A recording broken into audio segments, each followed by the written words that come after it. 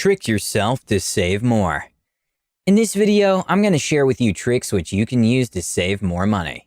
But first, let me tell you a quick story of the richest man in Babylon, named Arkad, and how he was able to acquire such huge amounts of wealth over time. The rules of money and wealth creation have remained about the same since ancient times, and Arkad's teachings, even though they're 4,000 years old, are actually still applicable, even today. In the words of Arkad himself, I'll teach you his strategies, which you can use and implement to acquire great wealth for yourself. Of Arkad, the richest man in Babylon. About 3,000 years ago, in the city of Babylon, on a sunny afternoon, a poor man called Bansir was sitting in front of his house on a low wall. That day, he was supposed to be creating a chariot to better deliver goods for his client, and thus earn more gold for his family. However, Bansir couldn't focus on creating the chariot. His mind was somewhere else. He was feeling sad and depressed, and he kept pondering and thinking about something. His best friend Kabi, a musician, stops by to borrow 2 shekels from him. Bansir replies gloomily, "If I had 2 shekels," and informs his friend, "To no one could I lend them, not even to you, my best of friends, for they would be my fortune. No one lends his entire fortune, not even to a best friend." To which Kabi replied, "Then why don't you work on the half-built chariot today, so you can earn some shekels for your family?" Bansir tells Kabi that last night, while he was sleeping, he had a dream in which he was a very rich man and could afford all the nice things in life. He also gave a lot of money to the poor as well. However, the dream ended abruptly, and he woke up, and since then he's been sitting on this wall sulking. Bansir asks his good friend Kabi, "Have you wondered why we've worked our entire lives and earned a lot of shekels, but still we don't have 2 shekels between us?" After a minute or two of thinking, Kabi says, "Bansir, my friend, I have an idea. I passed our old friend Arkad on the streets today. His purse is never empty, and some even say that he is the richest man in Babylon. Let us go to him and ask for his advice. He can teach us how to always have a full purse, accumulate wealth, and how to keep our hard-earned shekels." The 2 men go to Arkad, who's very pleased to meet them. Arkad's a friendly person, and upon hearing the dilemma of his 2 friends, he's more than open to the idea of teaching them his ways of achieving financial independence. The first lesson that Arkad teaches is, start thy purse to fattening. Save at least 10% of your income. This sounds so simple, yet only a few of us really do this. The idea is that when you earn money, the first thing to do is pay yourself. You can do this by keeping 10% of those earnings, while you can spend the rest on your daily expenses, like your car insurance, mobile expenses, internet subscription, kids' college expenses, mortgage payment, and so on. For example, if you earn $2,000 a month after tax, the first thing you need to do is save $200. This is called paying yourself first. Before you pay any of your bills or shopping, you need to save at least 10% of your income. After doing this, then you pay your other bills. You see, you want to save first, because given the opportunity, our desires and undisciplined nature will quickly want to gratify our short-term needs and cravings and desires, like buying a new car or a new smartphone, or maybe shoes, or even expensive food, instead of fulfilling the long-term objective of achieving financial freedom. The second lesson that Arkad teaches is control thy expenditures. Every human being must live within his means. Yes, at times it will be difficult for you to control your urges to buy material things, like a new car, a new watch, fancy clothes, or an expensive vacation. Or maybe it could even be something simple, like buying takeout or a daily Starbucks coffee. You need to control these temptations and keep in your mind your long-term objective of achieving financial freedom. Many people often, when they get a raise at work, will immediately upgrade their standard of living, which is why at the end of the day, they have little to no savings. The rule of thumb when you get a raise is, forget it ever happened. Sounds weird, right? Well, if you mentally trick yourself into believing that you're still earning the same amount as before, you won't fall into lifestyle inflation. The third lesson by Arkad is, make thy gold multiply. Make your money work for you. Rich people put a lot of value on their time, and so they choose not to slave away their work hours like the rest of society.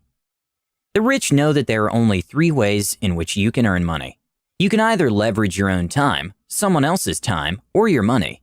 Every person only has 24 hours in a day. So, how much can one person really work and leverage his own time? The rich start making money and investing from a young age and make use of compounding interest. If you're interested in learning more about compounding interest, we've actually made a video that explains how your wealth can exponentially grow if you can harness its power. I'll leave a link to that video in the description.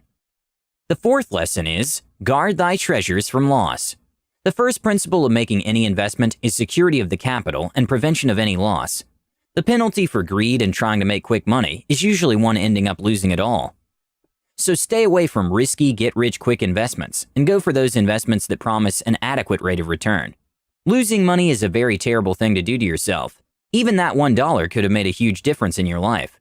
Think of it in this way. If you initially have 100 gold coins and you lose 50% of it, so that now your investment is worth only 50 gold coins, how much profit do you now need to make to recover your loss?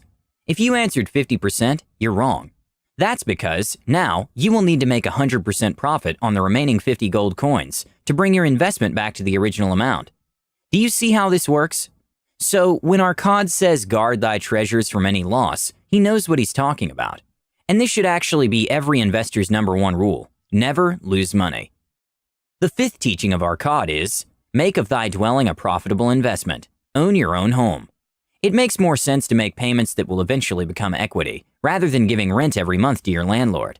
When the payments for your property are made, and eventually you get full title and ownership of your home, you and your children will have the peace of mind that no matter how hard life gets, you'll always have a roof over your heads which you own. Arkad's sixth lesson is, ensure a future income. Provide in advance for your lean years and your family. This boils down to retirement planning and insurance. It's nice to know that you will always have a steady stream of income once you retire. So, start planning for that income from today. The seventh lesson from Arkad's lecture is increase thy ability to earn. Always seek to learn more and become wiser, which will help you financially. Position yourself to make more money by improving your skills and making yourself more employable. Train yourself, go to classes, take jobs on the side. Whatever you choose, set specific and measurable performance goals and start working to earn more money.